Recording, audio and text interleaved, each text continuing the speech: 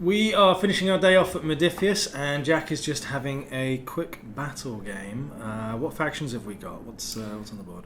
So we've got in front of us the Imperials faction as well as the Stormcloak faction.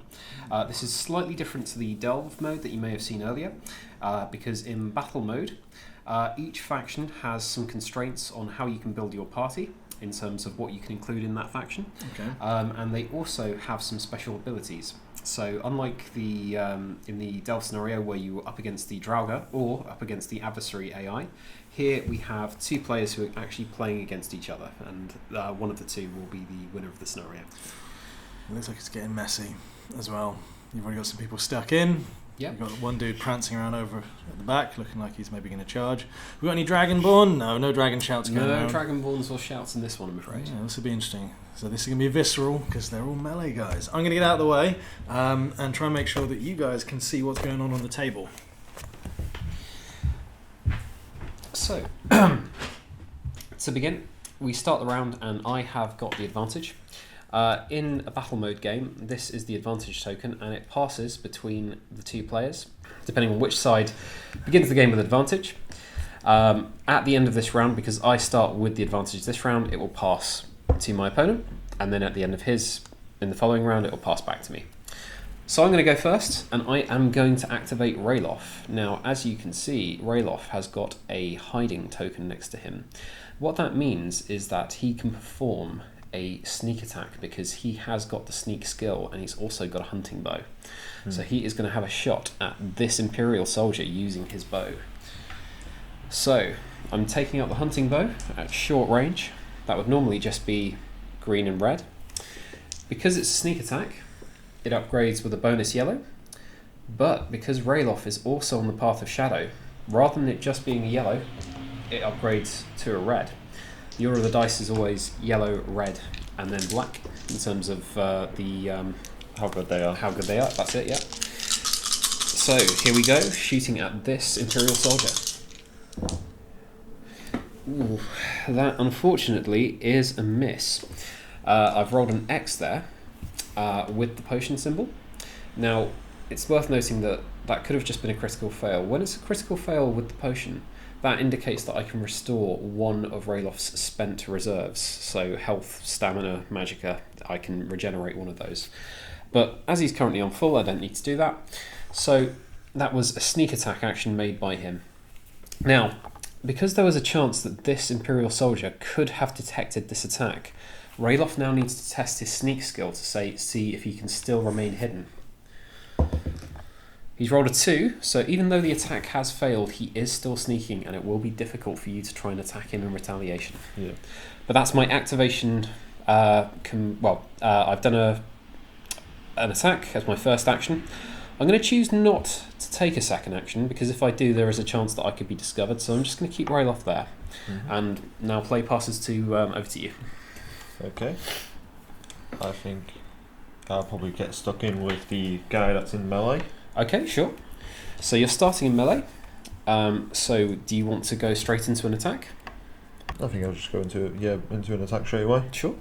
So you will need the skill dice. Skill dice. And if you He's consult got your card, green and a red. green and a red. Now it's important to note that your Imperial soldier has got 2 stamina, so you can power these up with either an accurate strike or a power attack, or both if you wanted to. I think I'll go with both. Both, okay. Power him up, try and take out his. So you gain an additional yellow and green, and if this attack causes damage, it will stagger the opponent because of the power attack. Oh, that's a hit. A 2 with 2 dropping it down to impossible to fail. You've got 3 damage on the cards there. Do you have any Dragonborn effects? No, sadly not. No? Okay. But he is at the cross swords, he'd have an effect. If you'd rolled cross swords there, yep, he would have done piercing damage too. Now, unfortunately, my Stormcloak is not as heavily armoured as some of the Imperials, so I've only got a yellow to roll against that.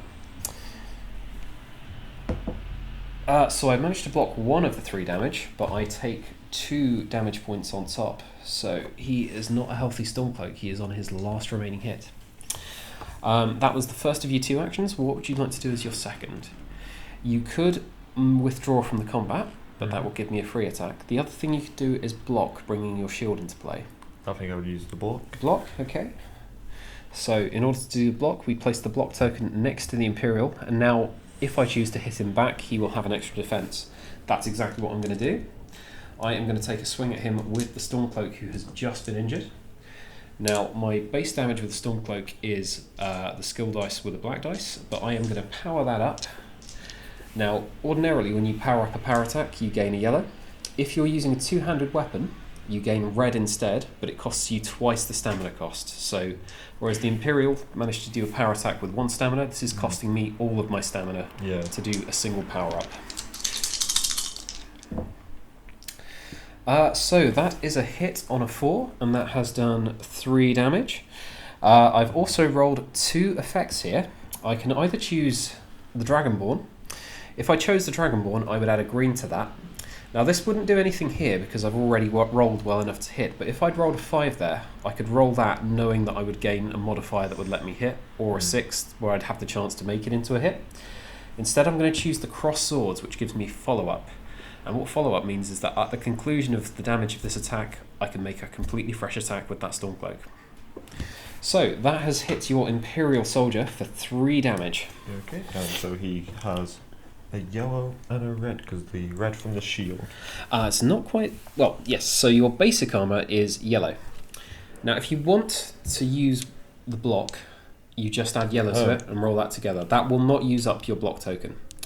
If you want to really turtle up, you can roll the skill dice to see if you can bring your shield into play against the attack, and if you pass your check on endurance, you will then roll that instead of 2 yellow. Okay. That will make sense? Yeah. Yeah, cool. You gonna go for it? Yeah. Cool. So I just roll to and see if I beat the endurance. Yep. That's a crit, so you've done it. Yep. Roll the red with the yellow. Oh, that's okay. Over. So you have blocked 2 damage from that attack. It was 3 in total I dealt? Yeah. So you would only take 1 point of damage from it. Do you have any stamina left with that, or did you spend it both on your first attack? I spend them both on the first attack. Spend them both, okay. So this is one of the reasons sometimes to maybe keep a stamina spare, because if you still had a stamina left with that model, you could then choose to perform what's called a shield bash. Because I've attacked you and you've managed to deflect it with your shield, you could then put a staggered effect onto me just by using the shield bash. As it happens, because you had already done a power attack against me, you've already staggered me, and because I've done a power attack against you, I've staggered you. So currently, we're both staggered. Next up, it's over to your activation. You have got this Imperial Swordsman and Hadvar to go. Mm-hmm. Who would you like to activate first? I think I'll go for the standard Imperial Swordsman. Okay, cool. And he's going to run over here. Good stuff. Him. So that's the first of your 2 actions. Oh, and the block token was spent. Yeah. Second action? He's going to attack, so Yep. I'll need a green and a red.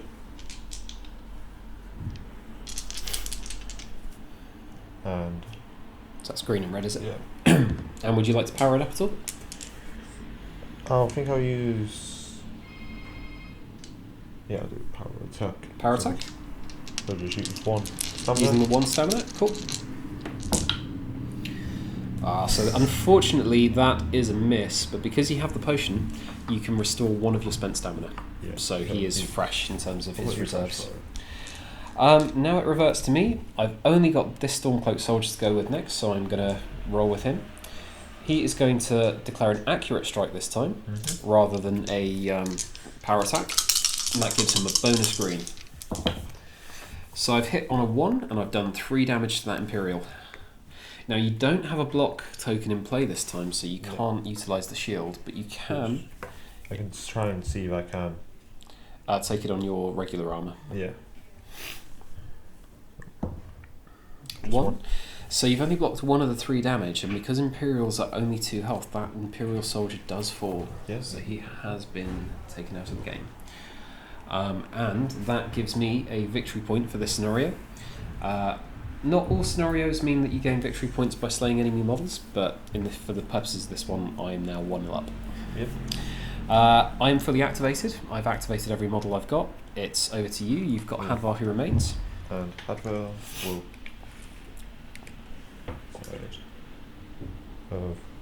He's going to try and take him out. Okay, charging into combat. And so Hadvar's attack. Hadvar is using the Imperial Sword. Yep, so I get the 2 yellows and a green. There you go. And you can power up attacks in the usual way. Yep, so I think I will probably give him a power attack. I think 1 stamina. And completely missed. So that's an 8 with the modifier, which unfortunately misses because Hadvar needs 4s to hit melee. So that's both of your activations. We've both finished our turn. Yep. Ordinarily, we would resolve some events and have ongoing quest cards as well. There are also things called oaths, which we could have chosen to swear at the start of the game. They're usually things like, I will slay your enemy champion in combat, or I will gain more treasure tokens than my opponent. For the purposes of this, we're just keeping it fairly straightforward and simple, so we haven't got those to resolve. Start of a new round. I had activation last time. It goes over to you. Yep. What would you like to do first? I think I'll go with Hadvar first. Okay. So Hadvar will restore 1 of his reserves. I used 1 stamina before. So he regains his stamina. He's back to his starting level. Yep. What would you like to do? He will attack first. Okay. And I will do another power attack. Sure. That's a lot better. That has hit this time, and that has done a total of 4 damage to the Stormcloak. Now the Stormcloak, because I've been very aggressive with them, doesn't have a block token up, so he can't try and block with his 2-handed sword, so he's just going to have to roll his standard armour. So he does block 2. He was at 4 damage he did in total, so you have dropped him to his last health point as well. My soldier's not doing too well. He is staggered as well. He is also staggered thanks to the power attack. Oh, wrong token. In fact, I have left the other staggered token out. So that's a shaken token. Sorry. 2 stars rather than 3. What we'll do for now is we'll just put that one onto that side for both of my models. Okay, so I have got 2 Stormcloaks remaining with not that much health left in them. But also that was only Hadvar's first action, so you have another that you can take should you choose. I will put him into block. Block? Good choice. The reason that's a good choice is, could you read out your Imperial faction ability for me? Yes, the shield drill. When the party champion performs a block action, friendly followers with shields within 3 inches may be assigned a block token. So because Hadvar has called a block action there, his nearby Imperial soldier can also block for free. That doesn't cost your other model in action. Right, it comes back to my activation. I am going to try and go with this Stormcloak over here. I do restore 1 of my stamina points, but remember it cost me 2 to hit with the 2-handed sword last turn, so I cannot power this up. I just have to go with the basic attack. So he has missed with his standard attack, and as his second action, he is going to try and withdraw. So to do this, you get a standard move action. You move out of the combat, but prior to moving, you gain a bonus attack on me to represent me letting my guard down while I try and run away. Okay.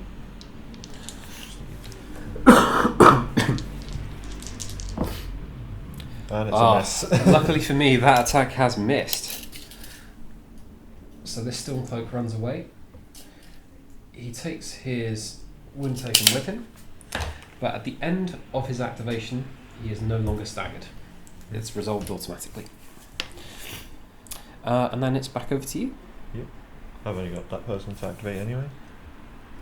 So I will then move them here. Yep. With the many tokens. That's my finger. Now you're moving less than 6, so you keep the block token for now. Mm-hmm. That was your first action. What would you like to do as your second? He will then attack. Okay.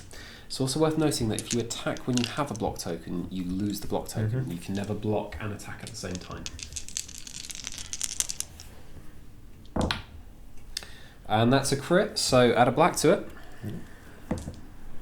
So that's done 4 damage. I also forgot to mention, Just roll that.